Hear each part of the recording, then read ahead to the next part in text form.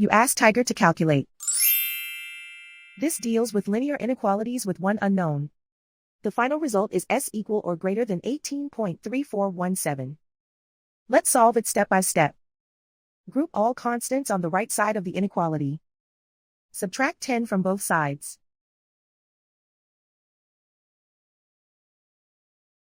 Simplify the arithmetic.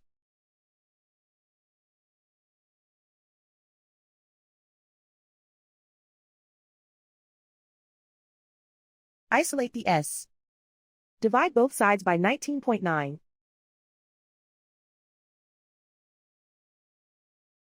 Simplify the arithmetic.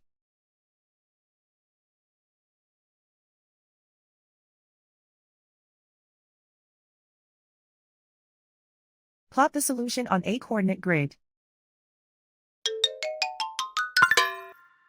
And so the final result is s equal or greater than 18.3417.